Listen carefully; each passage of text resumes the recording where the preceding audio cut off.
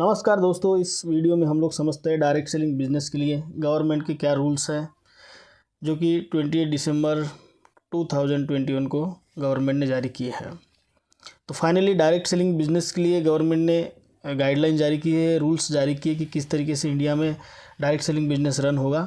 तो इन्हीं रूल्स के बारे में हम डिटेल में यहाँ पर जानकारी समझेंगे कि उन रूल्स का जो समरी है उसके बारे में हम यहाँ पर चर्चा करेंगे। तो डायरेक्ट सेलिंग बिजनेस के लिए एक बेस्ट न्यूज़ है। तो क्या रूल्स है गवर्नमेंट के, इसके बारे में हम चर्चा करते हैं। गवर्नमेंट के कौन से मिनिस्ट्री ने रूल्स लाए हैं, ये सबसे पहले हम समझते हैं कि डायरेक्ट सेलिंग इंडस्ट्री एक बिज़नेस है और उसमें एक कंज्यूमर है। तो ministry of consumer affairs, ministry of food and public distribution, ये दो जो सेंट्रल गवर्नमेंट का मिनिस्ट्री है, इन्होंने ये रूल्स का ड्राफ्ट बनाया है और सामने जारी किया है। तो इन रूल्स के हिसाब से पिरामिड स्कीम, ये जो रूल्स कहते हैं कि पिरामिड स्कीम को बैन किया गया है इसके हिसाब से। और डायरेक्ट सेलिंग नेटवर्क में क्या फ़र्क है, पिरामिड स्कीम और डायरेक्ट सेलिंग नेटवर्क में क्या फ़र्क है, ये हमको समझना बहुत ज़रूरी है। क्योंकि कई बार ऐसा होता है कि डायरेक्ट सेलिंग नेटवर्क और पिरामिड स्कीम दिखने में इनका स्ट्रक्चर एक जैसा होता है, इसलिए इसको एक सा ही बिजनेस समझ लेते हैं और कई लोग इससे धोखा खा जाते हैं। तो इसको हम समझते हैं कि पिरामिड स्कीम क्या होता है और एक यूनियन डायरेक्ट सेलिंग नेटवर्क जो होता है वो क्या होता है, क्योंकि इन रूल्स के हिसाब से पिरामिड स्कीम को बैन किया गया है। तो हम फ़र्क समझते हैं पिरामिड स्कीम का। जो आप लेफ्ट में देख रहे हैं एक नेटवर्क जो रेड कलर में है, जो मैंने फ़ोटो पेस्ट किया है। उसके बाद में डायरेक्ट सेलिंग नेटवर्क जो कि राइट साइड में है, जो ब्लू कलर का नेटवर्क आप देख रहे हैं, इसको हम समझते हैं। तो पिरामिड स्कीम में होता क्या है कि ज्वाइनिंग का फ़ीस लिया जाता है। जैसा ही कोई बंदा इस नेटवर्क में ज्वाइन होता है, पिरामिड स्कीम में ज्वाइन होता है, तो उनसे सबसे पहले ज्वाइनिंग का फ़ीस मांगा जाता है। कोई प्रोडक्ट या कोई सर्विस ना देते हुए पहले कोई भी 10,000 20,000 जितना भी उनका होगा वो फ़ीस मांगते हैं। और उसके बाद में कोई अगर प्रोडक्ट या सर्विस है भी उनके पास में, तो उसका किट देते हैं कि आपको मिनिमम 10,000 20,000 या जो भी वो XYZ फीस चार्ज करते हैं, तो वो किट भी वो कभी कभी प्रोवाइड करते हैं। तो वो भी पिरामिड स्कीम के तहत आता है। मनी सर्कुलेशन भी होता है, क्योंकि लोगों के पैसे से ही लोगों को पैसा बांटा जाता है। यहाँ कोई बिजनेस वैल्यूम पर, टर्नओवर पर कमीशन जनरेट नहीं करते, तो वो मनी सर्कुलेशन भी पिरामिड स्कीम के तहत आता है।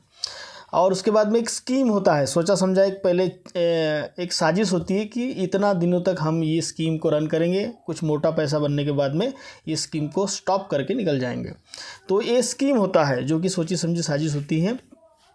और उसके बाद डायरेक्ट सेलिंग नेटवर्क क्या होता है, यूनियन डायरेक्ट सेलिंग नेटवर्क क्या होता है कि फ्री ज्वाइनिंग होती है। वहाँ किसी प्रकार के ज्वाइनिंग का आपको पैसा नहीं लिया जाता। आप ज्वाइनिंग करते समय वहाँ के प्रोडक्ट या सर्विसेज अगर इस्तेमाल करते हैं, तो प्रोडक्ट और सर्विसेज आप विदाउट ज्वाइनिंग भी उसको एक कस्टमर के तौर पर आप वहाँ से प्रोडक्ट और सर्विसेज ले सकते हैं। और उसके बाद यदि वो पसंद आते हैं तो आप वहाँ पर ज्वाइनिंग करके आप एक नेटवर्किंग में भी शामिल हो सकते हैं। और इसमें कोई किसी प्रकार की किट नहीं होती कि पर्टिकुलर यही प्रोडक्ट आपको इतने के प्रोडक्ट लेने हैं। यहाँ पे जो आपका मन करे, जितने का मन करे उतने का आप खरीद सकते हैं और एक कस्टमर बन के उसके बाद में आप इसके डिस्ट्रीब्यूटर भी बन सकते हैं। प्रोडक्ट एंड सर्विसेज जो होते हैं वो अच्छी तरीके से होते हैं, वैल्यू फॉर मनी होते हैं, और जितना उसके लिए पैसा वो चार्ज करते हैं उतना उनका क्वालिटी भी वो प्रोवाइड करते हैं। सही डायरेक्ट सेलिंग नेटवर्क। प्रॉफिट तभी दिया जाता है इस नेटवर्क में जब किसी बिजनेस उस बिजनेस का बिजनेस वैल्यूम हो, टर्नओवर हो, प्रोडक्ट या सर्विसेज बेची जाए, उसका एक बिजनेस वैल्यूम जनरेट हो, तभी उस पर एक तय प्रॉफिट दिया जाता है। तो ये फ़र्क होता है एक पिरामिड स्कीम में और डायरेक्ट सेलिंग नेटवर्क में। तो इनका स्ट्रक्चर लगभग सेम सा ही दिखता है, इसलिए आम लोग जिनको इनके बारे में जानकारी होती नहीं वो फंस जाते हैं। और यहाँ बहुत लोगों ने पैसा भी गंवा है, इसलिए हमारे देश में पिरामिड स्कीम वालों ने डायरेक्ट सेलिंग नेटवर्क को बदनाम किया हुआ है। तो इसमें से आपको ज़रूर ये समझ में आ गया होगा कि पिरामिड स्कीम क्या होता है, डायरेक्ट सेलिंग नेटवर्क क्या होता है। आगे समझते हैं कि रूल्स को स्टेट गवर्नमेंट अप्लाई करने वाली है और मॉनिटरिंग करने वाली है। तो डायरेक्ट सेलिंग कंपनी और डायरेक्ट सेलर्स को इन रूल्स के हिसाब से काम करना बहुत ज़रूरी हो जाएगा। 90 दिन के भीतर इन रूल्स के हिसाब से अपने वर्किंग सिस्टम को हर डायरेक्ट सेलिंग कंपनी को बदलना होगा। जो इस नियम के तहत वर्क नहीं कर रही है उनको अपने सिस्टम को, अपने नियम को, अपने वर्किंग सिस्टम को बदलना होगा 90 दिन के भीतर। अब हम समझते हैं कि rules for direct selling company. अब हम रूल्स पर चर्चा करेंगे कि डायरेक्ट सेलिंग कंपनी के लिए क्या रूल्स इस ड्राफ्ट में बताए गए हैं। कंपनी को अपने डिस्ट्रीब्यूटर का रिकॉर्ड मेंटेन रखना होगा। ये एक पहला रूल है कि अपने डिस्ट्रीब्यूटर का रिकॉर्ड उसे मेंटेन रखना होगा। ID card, mobile number, address, documents, इन सब का डाटा मॉनिटर करके अपने पास में प्रोवाइड वो कराएगी। दूसरा नियम है कंपनी का ग्रीवेंस ऑफिस होना अनिवार्य है। कंपनी का ग्रीवेंस ऑफिस जो है जिस शहर में है या जिस स्टेट में है तो वहाँ पे कंपनी का ग्रीवेंस ऑफिस होना अनिवार्य है। प्रोडक्ट्स, सर्विस, कंप्लेंट्स, पे आउट, प्रोसेस, इन सब के बारे में जो भी ग्रीवेंस आएंगे, जो भी कंप्लेंट्स आएंगी, उन सब का निपटारा करने के लिए कंपनी का एक ग्रीवेंस ऑफिस होना ज़रूरी रहेगा। कंपनी के products and services value for money होने का ब्यौरा देना होगा। यानी कंपनी के पास में जो भी प्रोडक्ट्स हैं, सर्विसेज है, वो वैल्यू फॉर मनी, महंगा या सस्ते की बात नहीं कर रहा हूँ मैं, वैल्यू फॉर मनी, जो चीज़ वो आपको दे रहे हैं क्या सच में वो उतनी कीमती है, मतलब सच में उनका उतना अच्छा क्वालिटी है, वो होता है वैल्यू फॉर मनी। क्योंकि कोई टूथपेस्ट जो है अपने दांत साफ करने का वो 10 का भी आता है और 500 का भी आता है, तो वैल्यू फॉर मनी होता है, उसका एक उतना क्वालिटी होता है, तभी उसका प्रोडक्ट जो है महंगा या सस्ता बेचा जाता है।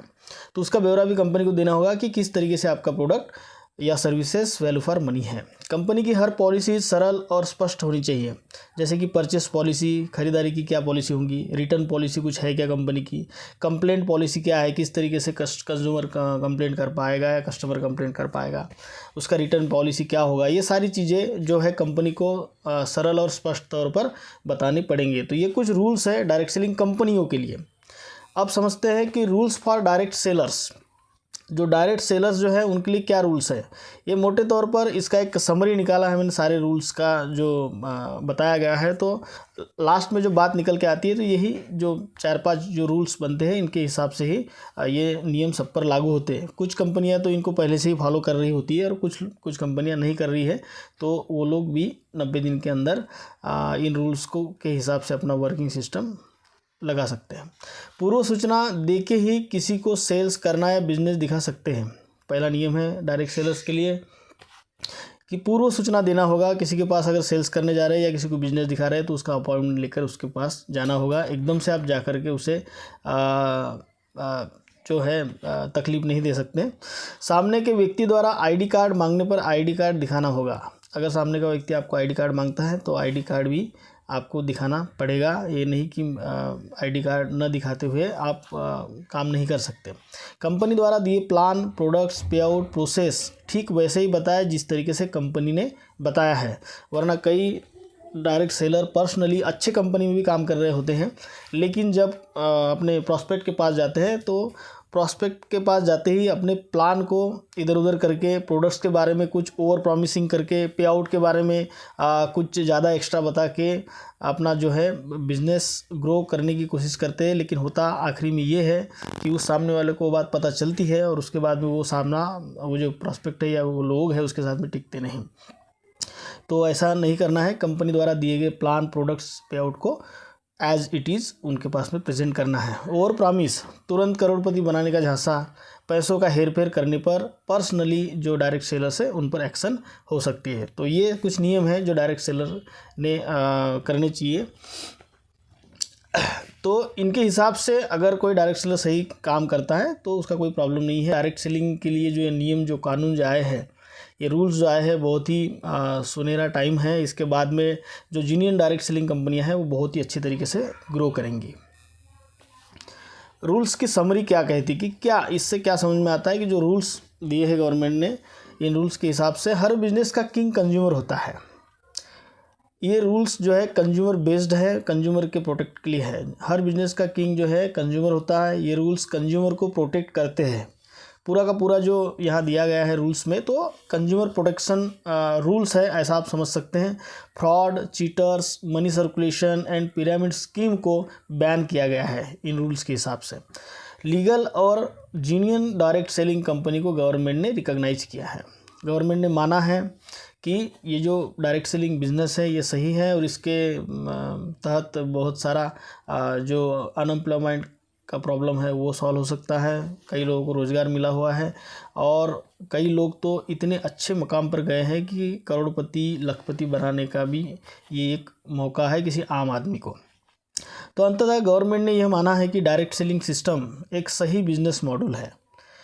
इसको हमारे देश में एक सही बिजनेस मॉडल ही मानने से इनकार किया जाता रहा है पहले से, लेकिन अभी गवर्नमेंट ने यह समझा है, माना है कि डायरेक्ट सेलिंग सिस्टम एक सही बिजनेस मॉडल है। इसको लीगली रन कराया जा सकता है और ये बहुत अच्छी तरीके से हमारे देश में जो है रेवेन्यू जनरेट करा सकता है। तो ये वीडियो में दी गई जानकारी आपको कैसी लगी? ये रूल्स के बारे में जो जानकारी आप कहीं भी और भी दूसरे बहुत सारे वीडियो आपको मिलेंगे उसमें भी जानकारी है। तो यही समरी और यही रूल्स के जो नियम का जो आखिरी में जो मतलब निकलता है यही निकलता है। तो डायरेक्ट सेलर्स के लिए बहुत ही बेस्ट टाइम है अभी। इसके बाद जो एक जेन्युइन कंपनी में काम करते हैं, जेन्युइन डायरेक्ट सेलर है, सही तरीके से काम करते हैं, आगे बहुत अच्छा फ्यूचर इनका ब्राइट है। तो रूल्स यही कहते हैं कि डायरेक्ट सेलिंग सिस्टम एक सही बिजनेस मॉडल है और इसको रन होना ही चाहिए। तो वीडियो में दी गई जानकारी अगर आपको पसंद आई हो और ये अगर काम की लगती हो तो आप ज़रूर अपने टीम्स में अपने दोस्तों को शेयर कर सकते हैं। तो इसी तरीके से जो डायरेक्ट सेलिंग बिजनेस है इसके बारे में कुछ वीडियोस मैं अपलोड करते रहता हूँ। तो पसंद आया हो वीडियो तो ज़रूर लाइक कीजिएगा। देखने के लिए थैंक यू सो मच।